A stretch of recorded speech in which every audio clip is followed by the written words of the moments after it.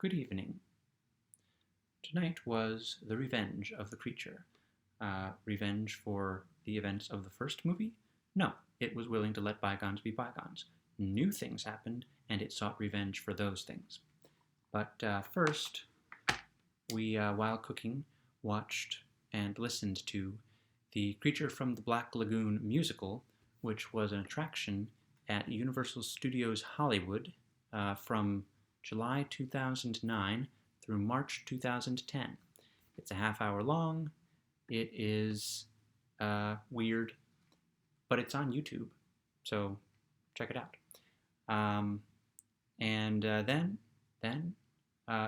Continuing with the Stephen King theme ish of the past couple of nights, we watched the movie 1922. I think we must have. I don't have very clear memories of it, but I think we did. And then we watched Treehouse of Horrors from, I don't know, it's the one with the Twilight parody where Daniel Radcliffe plays Edward Cullen. And then Creature from the Black Lagoon. No, Revenge of the Creature.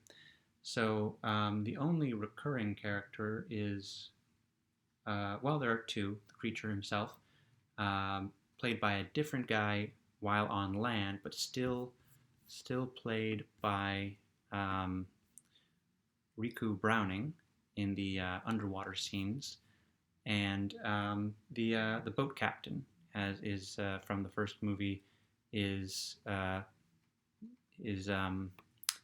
featured early in the movie because, of course, as I mentioned, they go back to the Black Lagoon. Also in the movie, Clint Eastwood in his very first appearance in a movie, and it's kind of funny. But the movie itself, like I said, revenge for new things. That the creature was just going to go about its existence, but then new things happened, and it's kind of like the Mummy movies in that the lesson is don't take the mystical creature out of its natural habitat or out of where you found it. Leave it where you found it. That's where it belongs. And if you take it from where you found it, bad things will happen. I mentioned last night that the plot of this movie is that they bring the creature to a water park. Those scenes were filmed at Marineland in Florida, not to be confused with the Marineland in Niagara Falls, Canada, which is where I spent not many, but a precious few Saturdays and or Sundays. Never and or Sundays. We went on the weekend, but it was only for a day. It was a day trip, and I have very good memories of it. Never been to the one in Florida, but that's beside the point. So they bring the creature to the marine park in Florida, and this has gone on to be the plot of other sequels of disaster monster movies like Jurassic Park 2, where they bring the dinosaur. They only end up with one dinosaur, but the plan was to bring more than one dinosaur. Well, 1.5 dinosaurs. But the plan was to bring the whole pack of dinosaurs to San Diego or San Francisco, I forget which one. And they were going to take the dinosaurs off the dinosaur island, which was dangerous enough to have the dinosaurs on the dinosaur island to begin with because they shouldn't even exist anymore. But then they were going to bring them to America, and which they ultimately succeed in doing in Jurassic World Fallen Kingdom. But anyway, it's also the plot of Jaws 3D, where they have a great white shark. It's not the great white shark, but it invites the other great white shark into the park. And so again, the moral of the story is don't take the things out of where you found them just because it's more convenient for you. Either hang out with them there, or if they don't want you there, like the mummy or the creature, then leave them alone. I didn't mention yesterday, or I mentioned the whole bit about the cigarette being flicked into the water, but I didn't mention the really horrible things that they do to try to catch the creature. And there was more of them here. Like in the last movie, they threw out this powdered poison. I guess it didn't kill the fish, but it paralyzed the fish.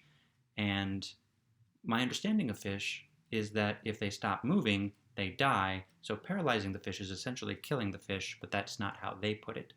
And in this one, they use dynamite. And the dynamite, actually, I think it does kill the fish, and it also brings up the creature, and that's how they catch the creature.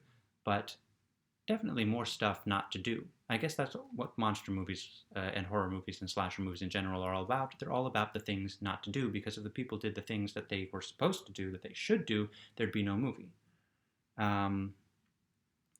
Speaking of things they probably shouldn't have done, I don't know for sure, but it seemed like the Rico in the creature suit actually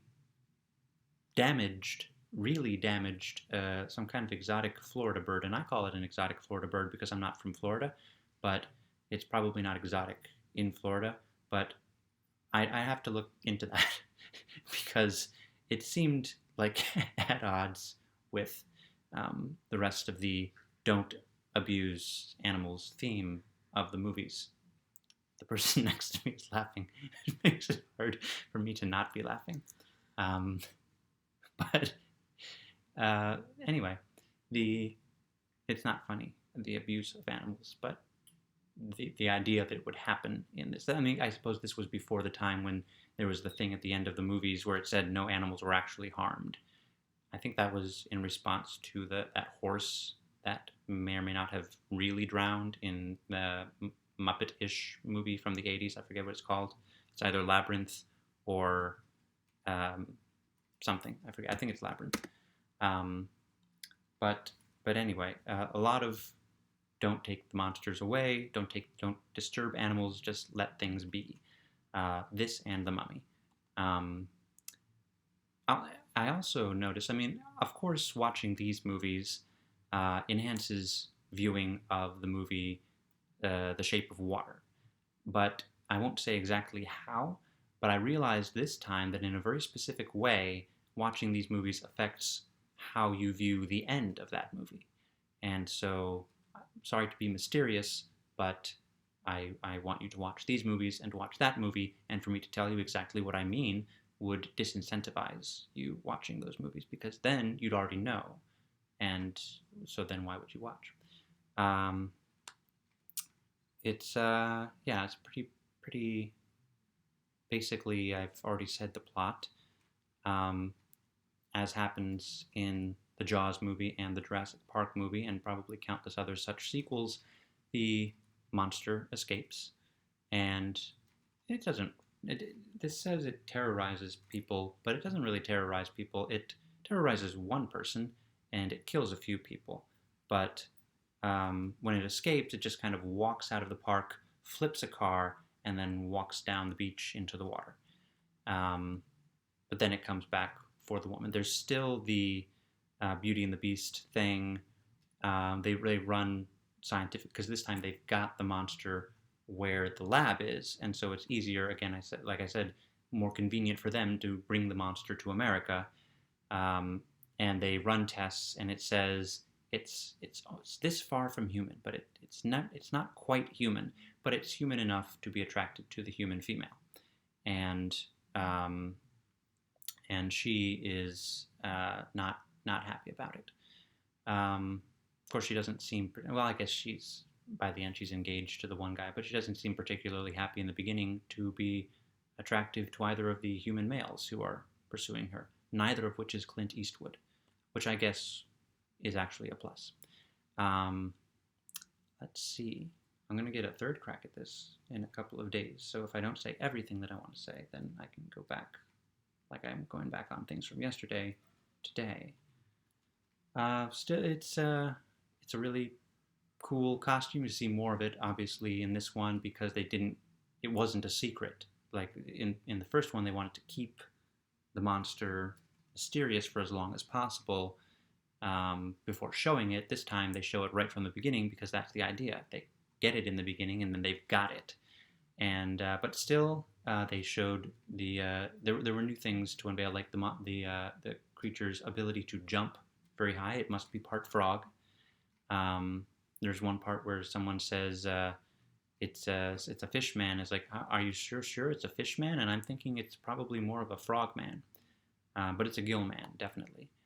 But it can jump. It can really jump, and it can also obviously flip a car, and it can um, pull its chain off of the hook that's holding it down.